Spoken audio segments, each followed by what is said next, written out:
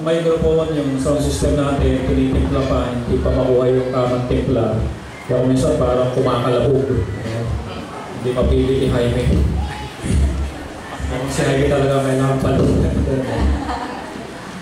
Amen, church. Good morning, church. Praise the Lord sa ating lahat. Ngayon ay month na ng October. At ang bilis ng panahon ng dumadaan. Hindi natin nabuto na sa araw, December na. Kaya salamat sa Panginoon dahil still nandito tayo, sama-sama naglilingkod. Meron tayong pagkakataon na mapaglingkuran pa siya. Ngayong month of October, ang ating i-discuss is about overcome. Overcome ang ating i-discuss. One word, pero napakaraming dapat na matutunan tayo kung ano yung mga bagay na dapat natin i-overcome sa buhay nito. Okay. Kaya, when we say overcome, parang itong pulpitong ito, kailangan natin i-overcome para makapunta tayo sa next level ng ating maturity. Meron tayong mga bagay sa buhay na we need to overcome para makapunta tayo sa next level of our maturity. Kaya ito po yung illustration natin.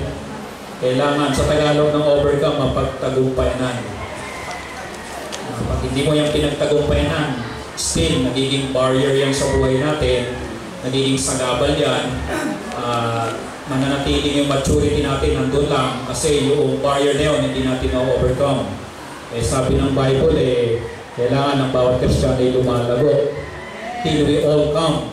Sabi ng Bible, lahat dapat lumalago. At tayo bilang Kristiyano naman, kanya-kanya naman tayo ng kailangan i-overcome. Kanya-kanya tayo ng aspeto ng buhay natin na we need to overcome. Dahil ang maturity natin, iba-iba rin ang level. May mga Kristiyano, yung level nila, when we talk about dipping, okay na. Pero mayroong mga Kristiyano, struggling doon until now. Hindi nila ma-overcome. May mga Kristiyano, hindi sila magpapaligaw sa unbeliever at hindi sila manliligaw ng unbeliever.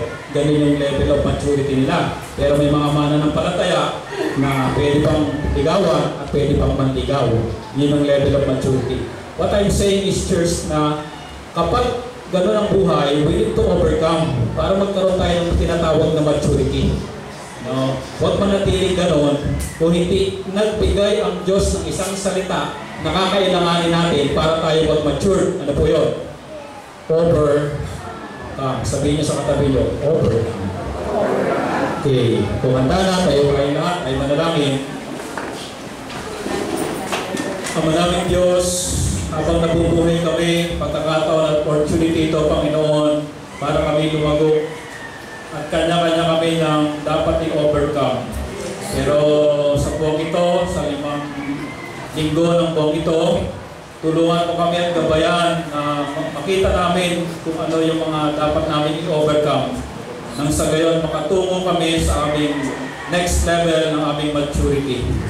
Dahil mas maigi, mas mainam na yung karakter namin ay katulad ng inyong karakter. Kung paano nyo in-overcome ang world, katulad ng sinabi nyo, nais nyo rin na gawin din namin ito. Kung kayo'y napagtagumpayan nyo bilang aming Diyos, salamat, kayo naman ang magiging katuwang namin para ma-overcome namin ang aming mga weaknesses.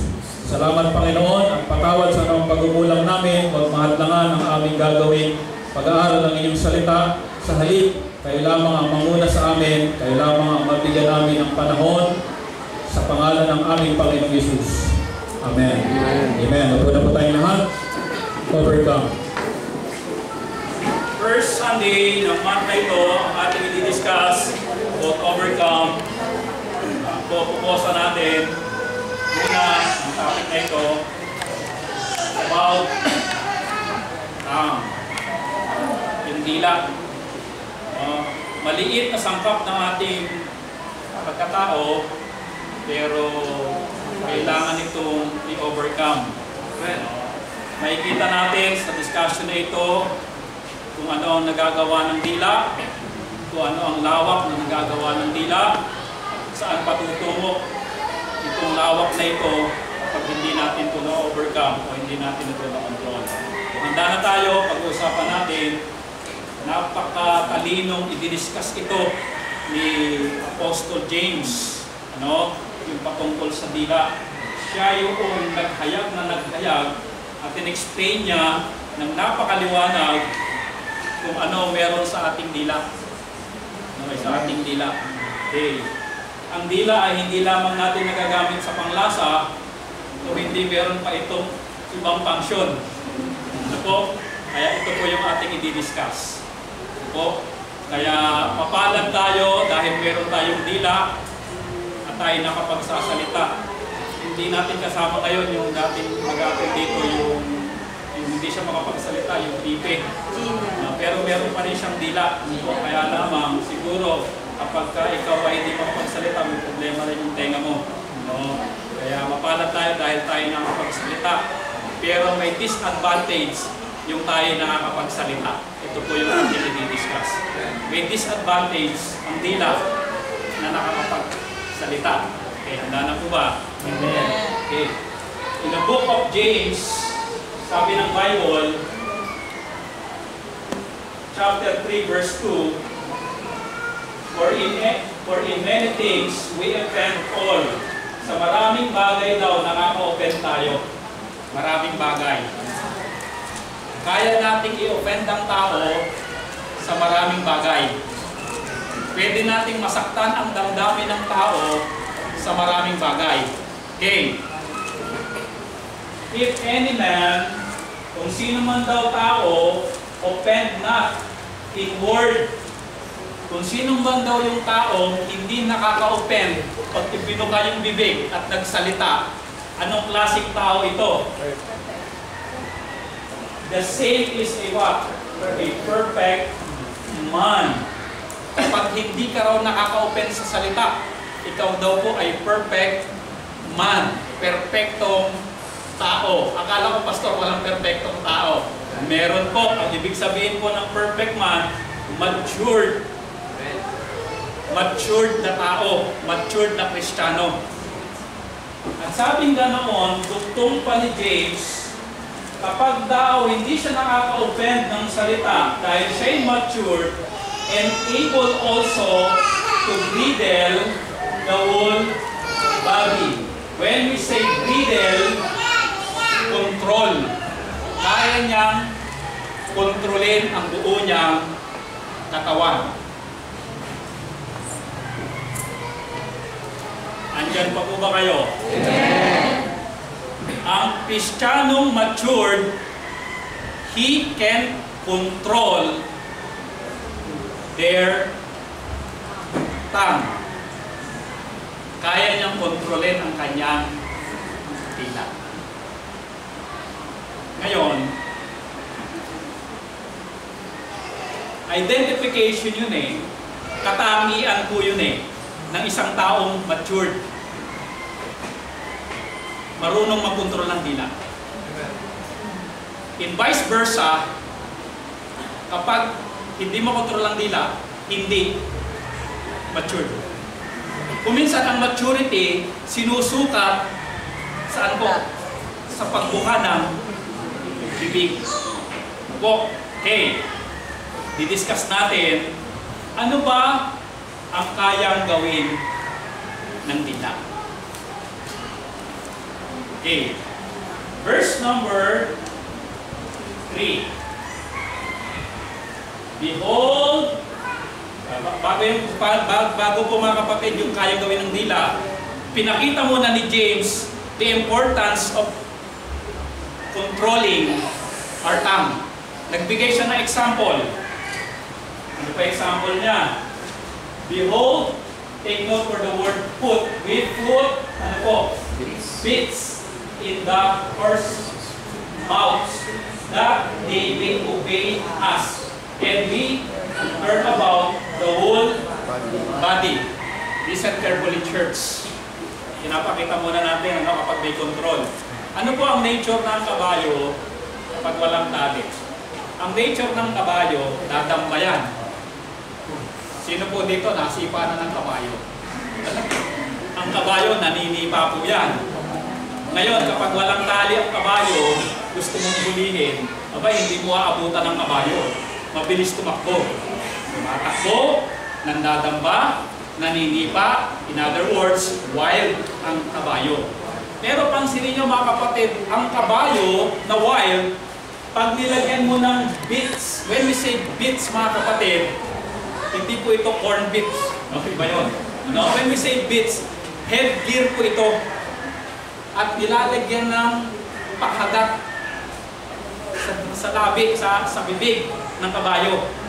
At pag meron na nito, makokontrol mo na yung kabayo. Kapag may control, madali nang i-manage ang kabayo. Kapag may control. O yung mga nagsasaka, sino po sa inyo nakapag-alaga ng kalabaw? Di ba yung tinatawag na pang-ilong, alam niyo po ba yan? Bubutasan yung ilong, lalagyan ng tali para makapag-araro. Kasi pag walang ganun, mahirap din i-manage yung kalabaw pag walang pang-ilong. Meaning to say, mga kapatid, napakalaki kayang gawin na magiging productive ang kabayo kapag meron pong control. Pero pag walang control, distraction ang pwedeng gawin dito. Pwede nitong tahakin ang inyong pananim, kainin ang gusto niyang kainin, sirain, bundulin, manipa, manadya, etc., mang-arumbang. Malaking distraction ang pwede niyang gawin pag wala pong control. Pero pag may control, sabi ng Bible, and we turn about the whole body. Hindi lang po yun, sabi, that they may obey us. Madaling i-manage yung kabayo kapag may control. O, left, right, diretso, o sasakay ako, doon tayo pupunta. Madaling i-manage kapag may control. Kabayo po yung unang example ni James. Importance ng may control. Pangalawang example ni James, medyo matindi. Ano po ito? Verse number 4. Ano na po? Part 2. Basahin po natin. Behold also the ships, which though they be so great, malaki, barko, and driven of first winds, binabangga ng mga hangin, yea, are turned about with a very small helm, whithersoever the governor listeth. Napakaliit itong tinatawag na timon. Ayan, timon. O sino ba magtitimon sa atin? Meaning ko sino ba mag-guide sa atin? Napakaliit ng timon, pero kaya niya palikuin yung napalaking barko. May pressure outside ang barko. Malakas na hangin at saka po alon. Pero kapag may control, hindi kayang i-pressure. Kasi, alam niyo mga kapatid, ang barko na walang timon, walang pinapatuluhan niya. Kung saan ang gustong tabuin ng hangin at ng alon, dyan yung pupunta. Ano po? Binig ko sa'yo mga kapatid, napakahalaga ng may control. Kahit malaki na bangka, kapag may control, manage, madaling i-manage. Church, ganito po yan eh. Kuminsan, parang barko rin tayo eh. May pressure outside. Ipi-pressure ka na magsabi ng hindi rin maganda.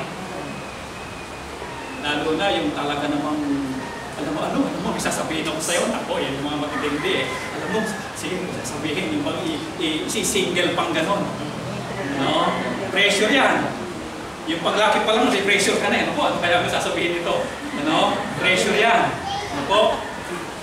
Pero alam niyo po ba, kapag meron tayong control, kahit anong pressure, hindi kayang pabukahin ang bibig mo nang hindi kalooban ng Diyos. Kung ano ang gusto mong direksyon ng buhay mo, ikaw pa rin masusunod. Dahil may timon. O kahit anong pressure, kahit anong balitang nakakagalit sa kapwa, hindi ka magagalit kapag ikaw may control. See? Okay. Nakita po natin yung kahalagahan ng may control. Yung wild na horse, well managed. Yung malaking barko, pag may timon, well managed. At kapag well managed, ang ganda. Ang ganda po. Ang ganda ng patotoo. Kapag ang buhay ay well managed. Yung church, ngayon, ito na yung sinasabi ko sa inyo kanina. Gaano ang kalawak ang sakop ng dila? Gaano ang lawak ng dila? Sisimulan na po natin. Verse number 5.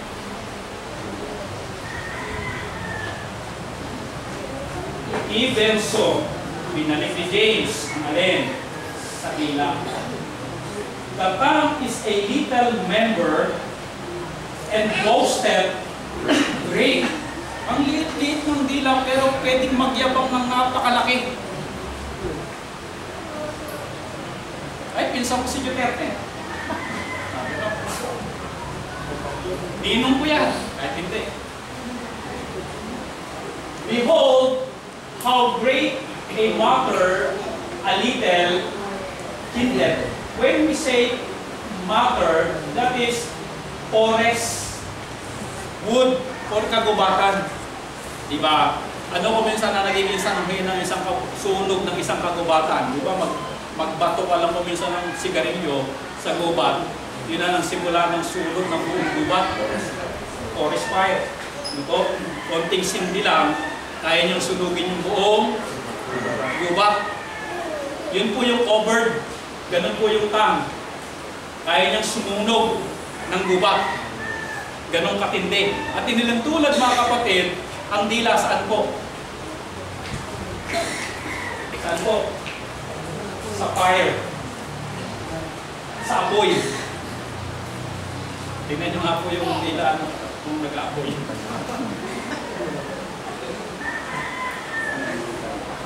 Kayang sumunog ng buong gubat. Ito, kayang sumunog.